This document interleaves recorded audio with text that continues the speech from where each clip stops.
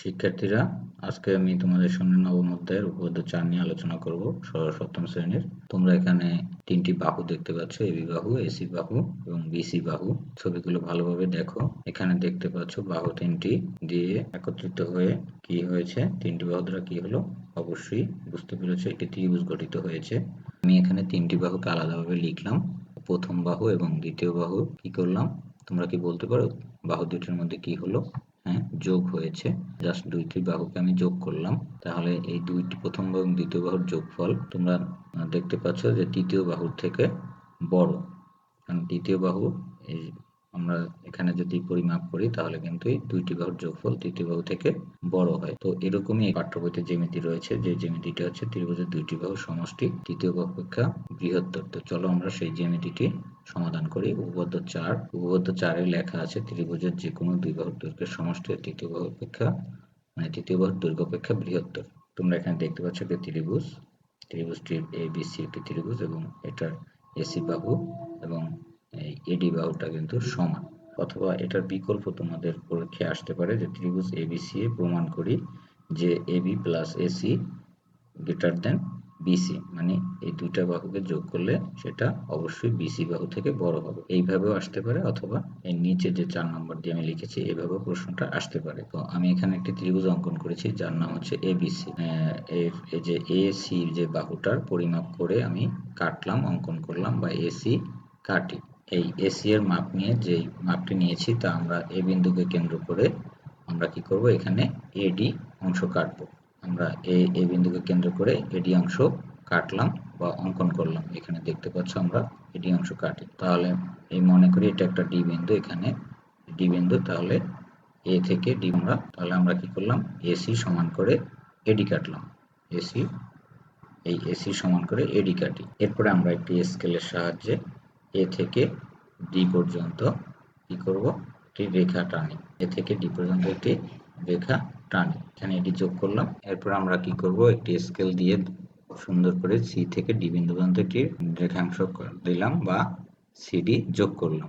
তো আমরা এরকম একটি চিত্র অঙ্কন করেছি যেখানে এসি বাহু এবং এডি বাহুটা সমান। এখানে দুটি দাগ দ্বারা আমি কিন্তু তাই বুঝিয়ে দিয়েছি। তো এখানে অঙ্কন হচ্ছে এসি বাহুকে এমন ভাবে বর্ধিত করি যেন এসি সমান এডি হয় এবং সি আর ডি যোগ করি। এইটুকু হচ্ছে অঙ্কন। তো এই জ্যামিতিটির সাধারণ নির্বাচন হচ্ছে ত্রিভুজের যে কোনো দুই বাহুর সমষ্টি এর তৃতীয় বাহু অপেক্ষা বৃহত্তর। এর বিশেষ নির্বাচন হচ্ছে ধরি ত্রিভুজ এবিসি এ বিসি হচ্ছে বৃহত্তম বাহু।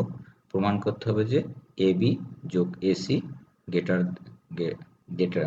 দেন হচ্ছে বিসি, মানে বিসির চাইতে এবি এবং এসির যোগফলটা বড়। তো প্রমাণে দেখো প্রথম ধাপে লিখেছি কি, ত্রিভুজ এডিসি এ এডি এবং এসি বাহু কি সমান। এই এডি বাহুটা সমান হচ্ছে এসি বাহু। তাহলে সুতরাং কোণ হচ্ছে এসিডি সমান কোণ এডিসি। কারণ হচ্ছে দেখো এই যে এই ডি কোণ এবং সি কোণটা হচ্ছে সমান। কেন সমান?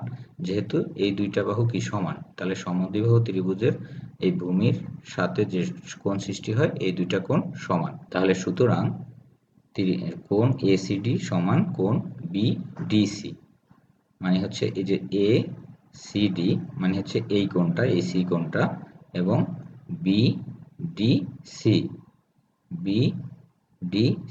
মানে হচ্ছে এই কোণটা। এই দুইটা কোণ কি পরস্পর সমান। এরপরে দ্বিতীয় ধাপে বিসিডি কোণটা বড় হবে এসিডির কোণের চাইতে। কারণ একটু খেয়াল করো চিত্রটির দিকে, বিসিডি এই কোণটা কিন্তু একটা সমকোণ, মানে 90 ডিগ্রি, এবং এসিডি তার মানে এটা কিন্তু এই কোণটার অর্ধেক বলা যায়। তার মানে কি ছোট, তার মানে এই টোটাল সি কোণের চাইতে এইটুকু যে সি কোণ এই কোণটুকু কিন্তু ছোট। সুতরাং বিসিডি তার মানে হচ্ছে এই টোটাল এই সমকোণটা। সুতরাং একইভাবে বিসিডি গ্রেটার দেন বিডিসি কোণ, মানে হচ্ছে এই ডি কোণ। তাহলে এই বিসিডি মানে এই টোটাল কোণটা থেকে এই ডি কোণটা কিন্তু ছোট। সুতরাং বলা যায় এই বিডি যে রেখাটা এটা বিসি রেখার চাইতে কি বড়। কারণ বৃহত্তম কোণের বিপরীত বাহু কি থাকে, বৃহত্তর থাকে। তাই বৃহত্তম কোণ হচ্ছে আমার এই ডি কোণ, এটার বিপরীত বাহু হচ্ছে এই বিসি বাহু।